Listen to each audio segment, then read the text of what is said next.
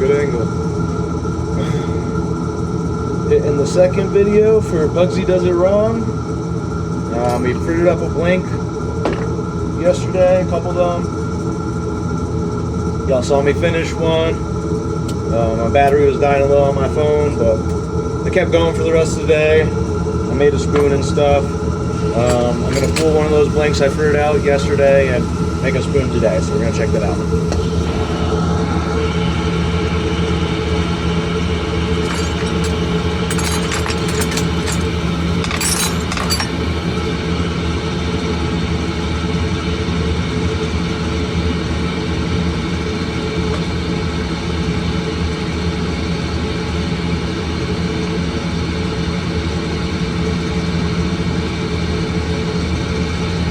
You always want to take the kiln dust off your glass. You leave kiln dust on it, it's permanent forever. The tubing I used was just off the bench. I had different tubes. Some was thinner, some was thicker. This one's a real light, thin one. It'll melt a little quicker for sure. And I got a real thick one in there, and that'll take a lot longer for this kind of torch to melt. So it might be a little different. If this one seems real quick and the other one, if we get them back to back, seems a little longer, it's because that glass is a lot thicker than this one.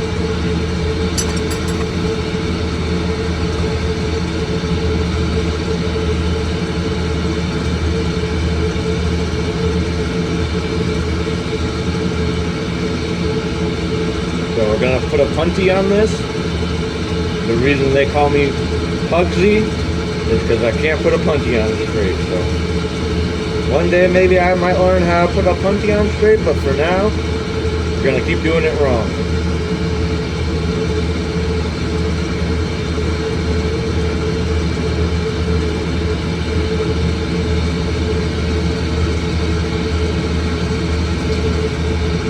Giving it a little bit more of a cold weld, not a solid hot weld. I'm not going to explain the difference here. Maybe I'll explain the difference later.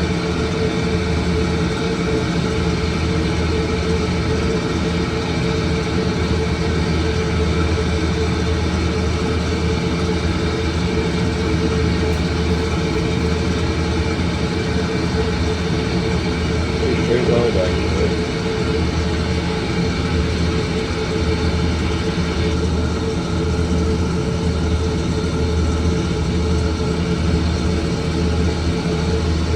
Smaller piece, I'm going to go for a sharper flame.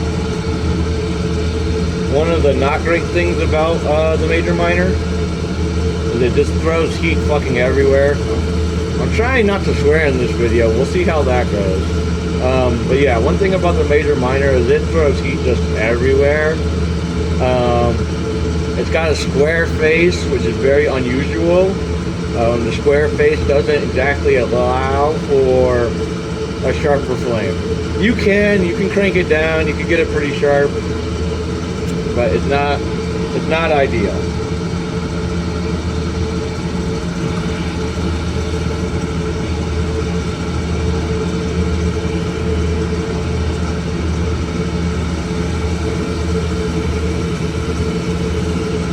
For the longest time I struggled with what flame to use, and there's a whole flame chemistry that I definitely wish I knew more about, but finding which flame works best for what kind of glass, what thickness, which application, you really just got to keep sticking glass in the different flames and figure it out. There's definitely some good knowledge in the flame chemistry. Like a high oxy flame does a lot of different things than a high propane flame. What specifically, I actually have no clue. I wish I could tell you. But just from using different flames, I know which ones kind of do the job that I'm looking for it to do.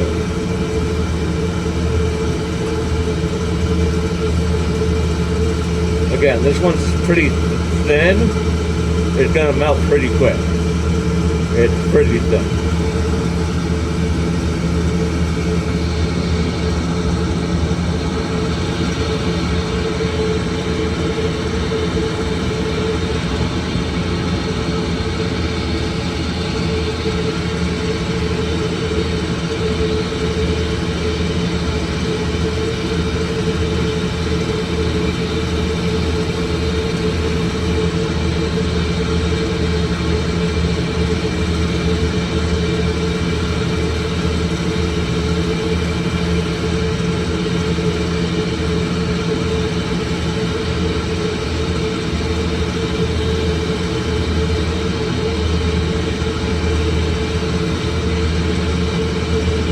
why I do this first, I'm trying to get a reduction on the center to make the glass thicker. Because off chance somebody drops it, I want this reduction to be able to take a little bit of a hit, because the glass is strong enough to survive what it needs to.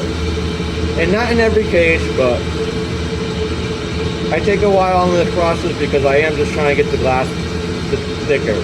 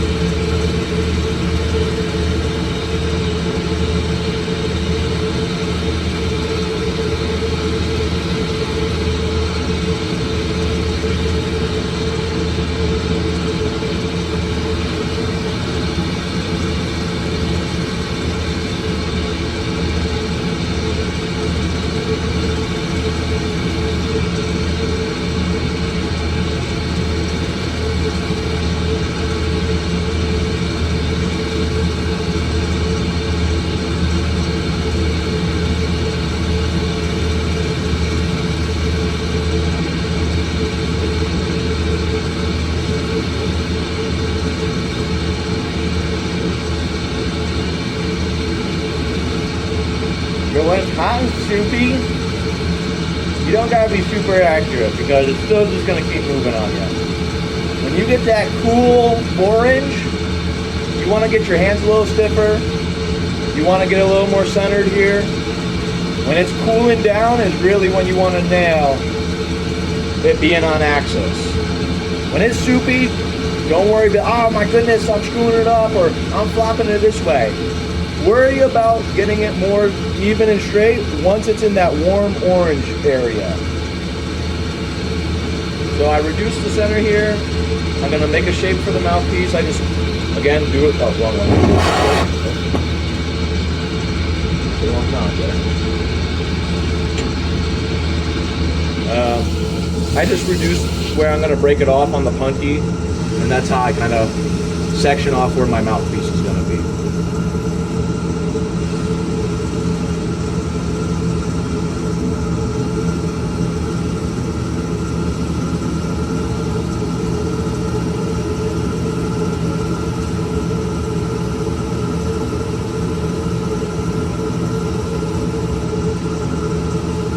Now, there's something they call a reducing flame. I have yet to have someone actually explain to me what a reducing flame is, how to set your torch to a reducing flame, or what a reducing flame means. I know it involves more propane, but other than that, people really don't tell me much. So Pugzy's doing it wrong.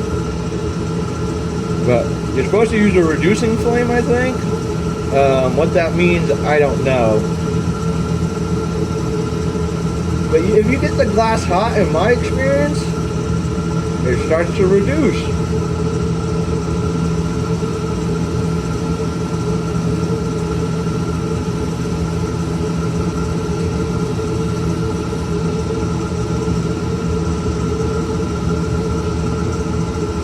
So now, when we fritted the blank, I said it was okay to leave some clear because there was going to be some waste. I'm doing the reduction where there's still some frit. It gives it this spacey look, in my opinion. And making sure everything to the right of that, or whatever side it is on the video, is the waste section. So I'm necking it down, deciding where my mouthpiece is going to come to an end, and making sure that it's not just a bunch of clear like a lazy artist. So that's where I'll cut the mouthpiece, right there. We'll end up cutting it there and popping a hole there.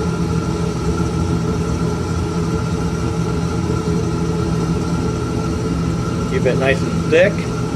That way, again, if they drop it, it's not going to automatically break on the mouthpiece. I could probably use a little work on my carbs.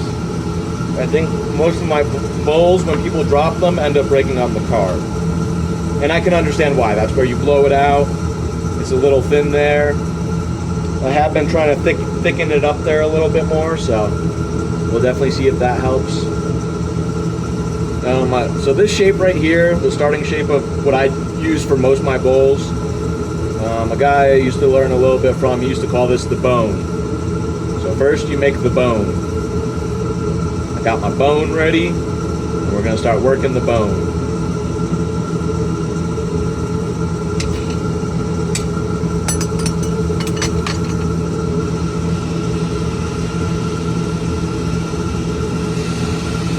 So with these frit pieces, I do leave a little clear. I don't, unless I snap it off, which I do often do, I put a little clear on the front because I'm not that good at closing them up and getting that termination well. A lot of times my frit spills over and spills onto the edge, giving it this, I actually like it. I think it gives it this vortex look on the front of the bowl, but many people will see it as unworked.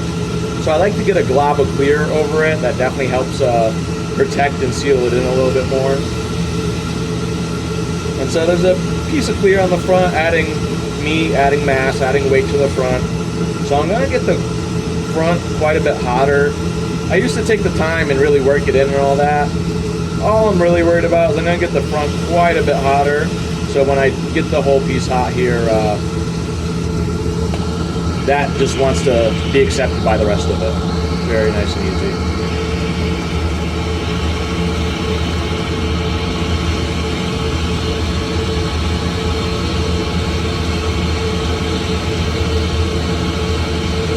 Alright, the more center you got everything lined up before you got to this point, the more center this bowl head is going to end up on your piece. In my opinion, the bowl head coming in center to the piece to start kind of is one of the most important parts of the aesthetic, unless it's like a two-piece bowl or purposely off axis like that. So I like to keep everything nice and centered to start.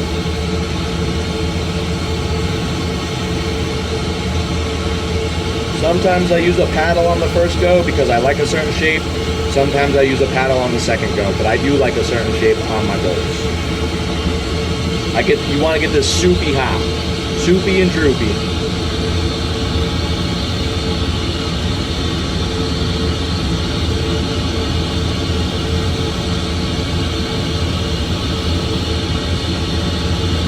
Alright, something I wish someone told me when I got started. It's not a fucking... I gotta stop swearing. It's not a breathalyzer. You're not blowing into this thing like it's a dang breathalyzer. Unless you're like doing blowouts or something. You're doing soft little puffs of air. You're adding air into this liquid glass. It's not a breathalyzer. You're not pounding air into it. You're adding air into your piece very gently.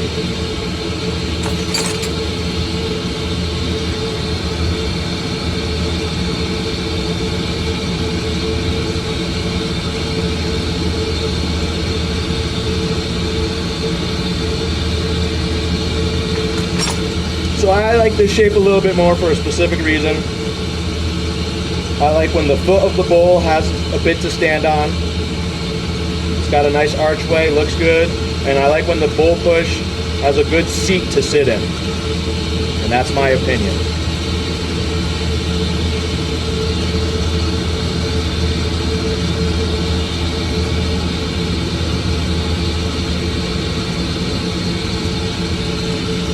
Now I think I got a little too much of the front hot and not of the neck hot. Not that that's devitrifying, but I'm seeing a little stress being added. So let's try to blow that out with it, see if it takes away a little bit of that stress. Now we'll take it out with a mini torch.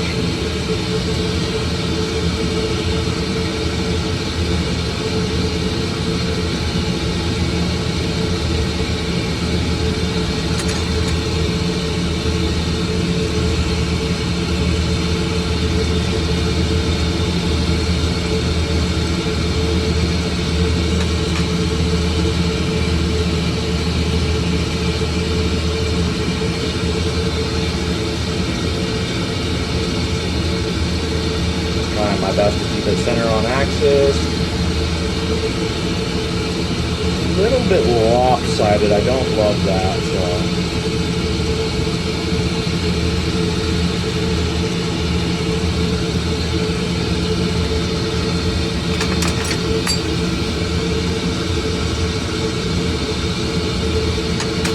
Keeping in mind not to stretch it too thin.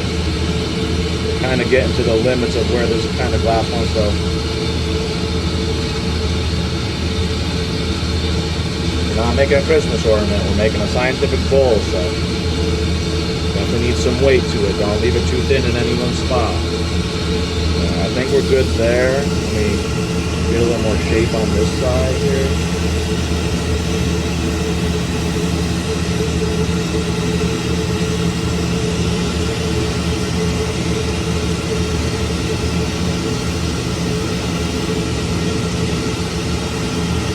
So if you use a striking color,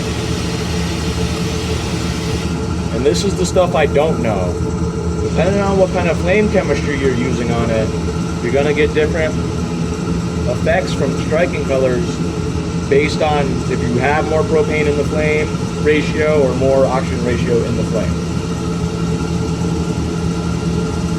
This is a mix with butterscotch in it, so it definitely has a little bit of that effect. Hitting the butterscotch with the right color will either turn it purple, more in the purple-blue range, or hitting it with a different flame, and I don't know which ones, will put it more in like the yellowish gold orange range. So you can, butterscotch is pretty vast, you can pick between those two. So I like the bowl to sit on the more shallow side, giving me more for the foot to rest on.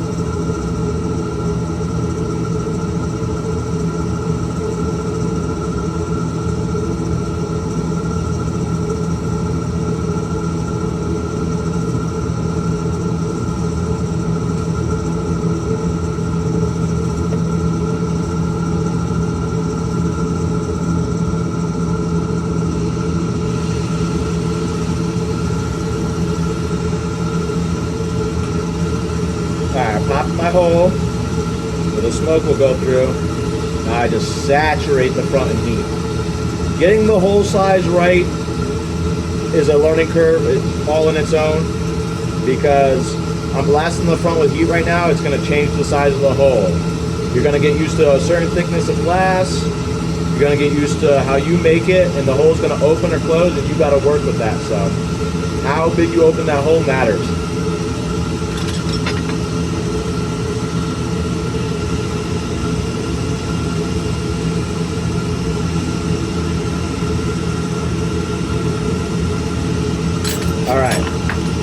A ton of things just happened there that are hard to explain all at once, but everything went well, so we could explain it well. I'll give an example after this, but you don't ever, or you can do whatever you want, but I don't ever push the bowl push straight down in. It makes it kind of ugly, honestly. It doesn't end up smoking as good as you want it to. You come in at a little bit of an angle. You angle that bowl push. One of the keys is when you put the bowl push in there, you really want to get the bowl push center to the hole, and if everything is hot around it and you push, the hole will stay nice and center and be an even bowl push. That definitely gets some used to taking too. You could always readjust the hole a little bit. Use a sharper reamer, push it around a little bit. So what I was doing with the matrix there was I was relieving a bunch of stress out of it. Use tools, especially cold graphite. Adds a lot of stress, so we're here taking the stress out. My hole is almost center, but not 100% center, so here's a little trick. You blast it with a, you know, I don't know how to explain it, but a flame that's going to take stress out, taking stress out still. You blast it here and there, a little more oxygen. Now all you do is got to center up the hole. Push that hole where you want it to be, center. Nice and gentle, don't add stress. You always want to be taking out stress. Now I see tool marks still down in there, so I'm going to go back in and try to get some of those tool marks out. Tool marks are always stress. They're never fun. They will lead to cracking. So you take those tool marks out, your bowl will be a lot less likely to crack.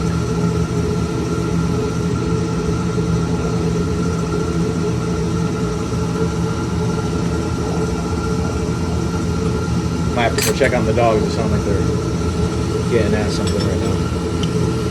The hole is kind of pushed far back. I'm going to push the back wall in a little bit and see if I can the bowl more of an angle that I would like.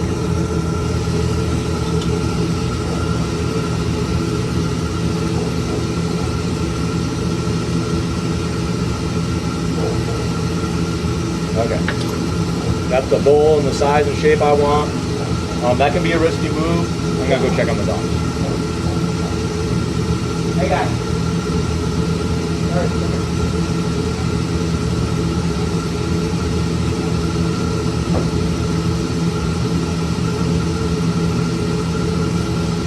I'm having a homie help me put the videos together. Maybe we'll edit that part out. Also, we keep it real in here. Sometimes you get interrupted on glass. Not great. Sometimes you got bumps in it real quick because I walked outside and it's pretty cold outside. But it doesn't matter how cold it is. It's more about the time you spend out of the flame. So let's say your piece got a little cold. No worries. Bring the whole piece evenly back up to 1,000 degrees. Glass being an uneven heat is what makes it crack. Oh. Back to pushing the bowl push. So I'm pushing it in, not straight up and down here. Let me give the example of this time. So when I take the bowl push, I'm not going up and down like this. That makes it not too pretty. You go in at a slight angle and you want to push real center to the bowl. And while you're doing that, you want to be blowing air into the piece as a whole.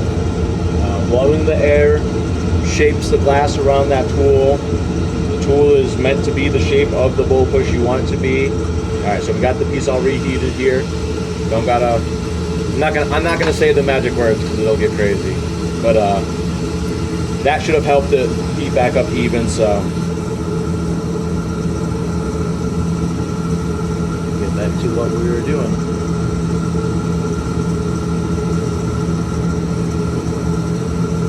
I like to take all the carbon out of the bowl. A lot of times the kiln will if you do a full cycle, but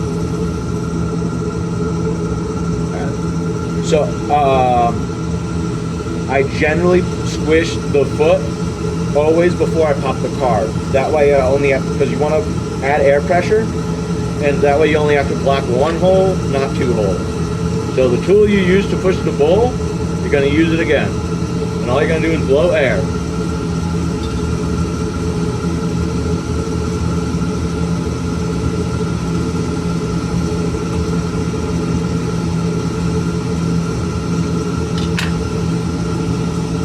So I use the tool to block the air, and you blow air to get a nice even push there. Now, this piece of graphite is a little warm, but it's mostly cold. So there's a real nice ripple on the bottom of this piece.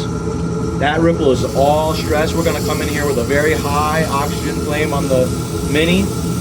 We're gonna get this thing as sharp as we possibly can, and we're gonna take some stress out. Well, it can be difficult because you need a real sharp flame.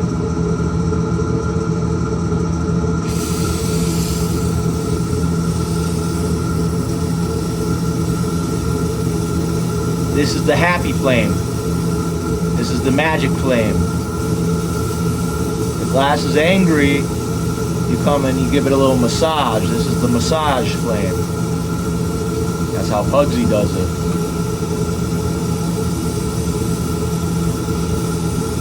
I like to hold the bowl upside down when I do this, so the glass doesn't droop outward, causing the bowl not to sit flat.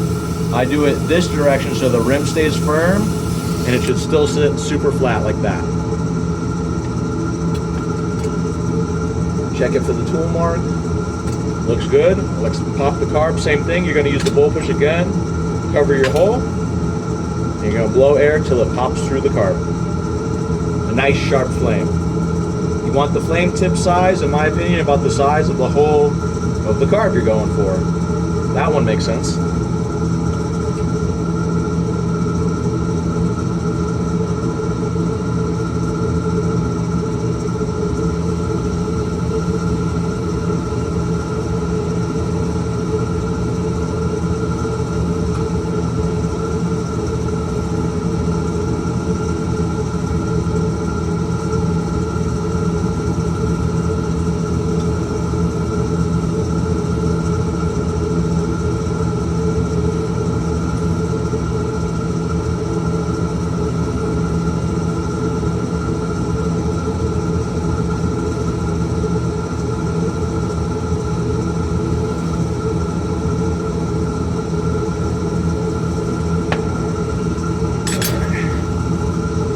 Sometimes you blast air into it to make it a little bigger.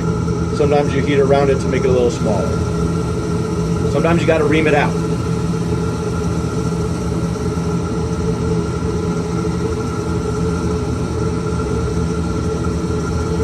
Taking the stress out and making it a little thicker.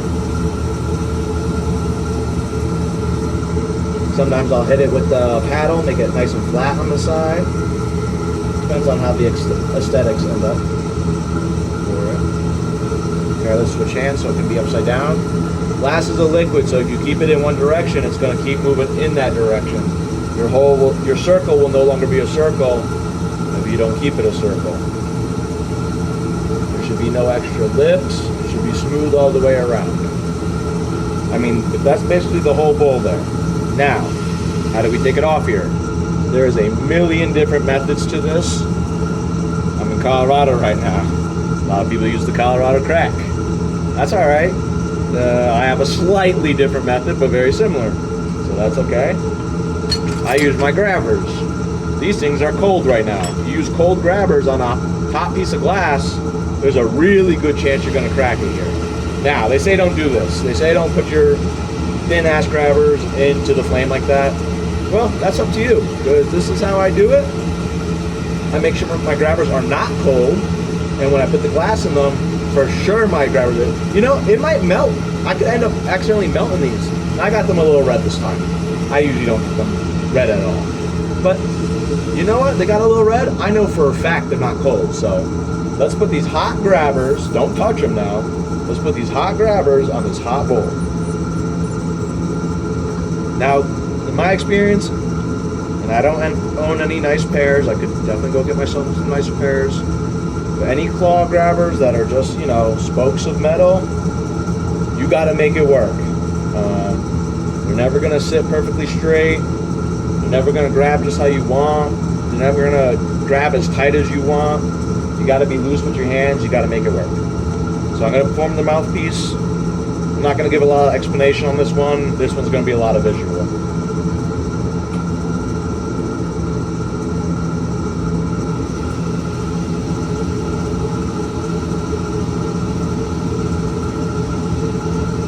So where we got it thick, my goal is to keep it nice and thick.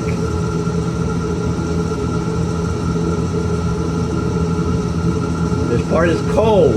It's the last part we worked on. We just pushed the bowl and flattened the end and pushed the carb. That side's hot. This side's cold. Don't just blast it right away. That's a really good way to crack it. Let some of the soot come off. Alright, now we can get a little closer, a little hotter. Now we're not worried about it cracking off on me.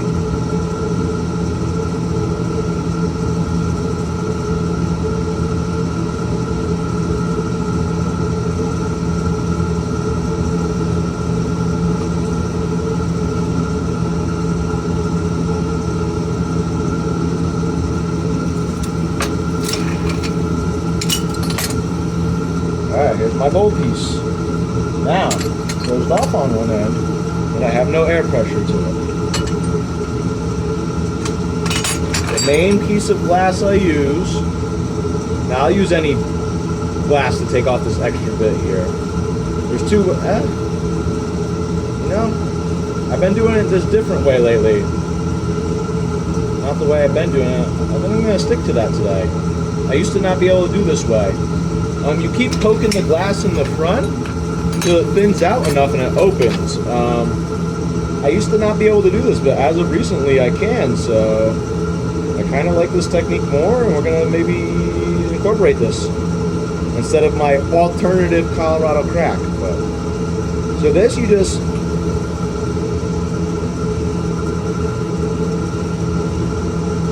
This one's all about how far you let your flame reach down the glass. You only heat the skin on this, and you just keep cooling material. Keep cooling material. Don't heat more of the piece, because if you let the flame run down the piece, all you're doing is pulling material from the rest of the piece down this way, making the part you're trying to get thinner, thicker. So if you keep thickening this part up, it's never gonna pop for you. So it's all about just keeping that flame right in front here. Not letting it travel down the piece at all. It's gonna pop like a membrane.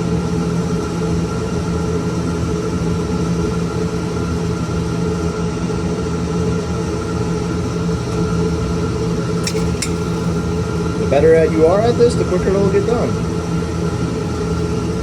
Alright, so it's open. Now there's real thin glass around it. There's water, I'm avoiding the water.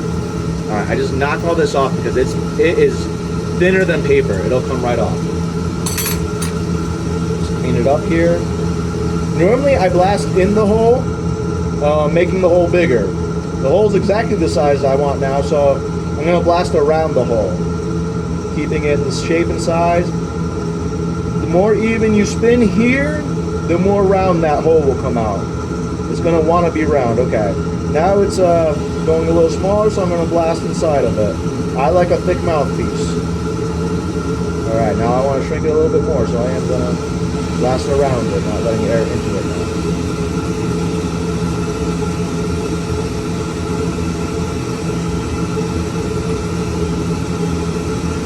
Everything I say in this video is just to help me remember what I'm doing. That's why I make these videos, to help me stay on my process and know what I'm doing. Okay, I'm going to open that up a little bit, because I forget a lot of things, so helping these videos helps me remember the steps I'm supposed to be taking, and that's why I'm making these videos. So a little bit of the part got thicker than the other part. It's not optically pure, but I'm okay with that because my mouth hole is pretty center here. We're going to center it up a little bit more, and that's the main thing. I think this will cure well in the oven.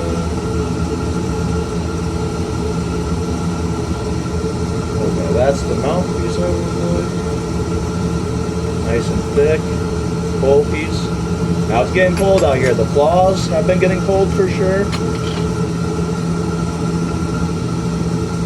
You know what? We'll even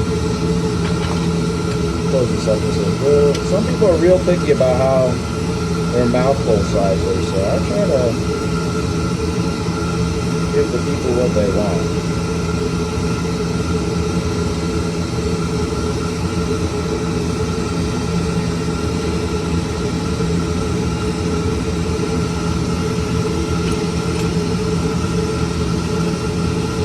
The more on axis your grabbers are, the easier this hole is to keep nice and center.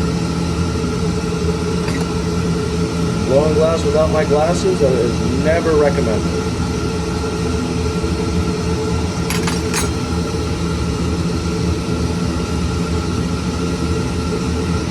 Okay, I'm a little happier with that. We're going to take your glasses off. Alright, here you go. Took your glasses off. Have the mouthpiece here. Again, this bowl's getting cold right now. The colder it gets, the more it wants to crack. So let's toss in the kiln. There's your bowl piece today.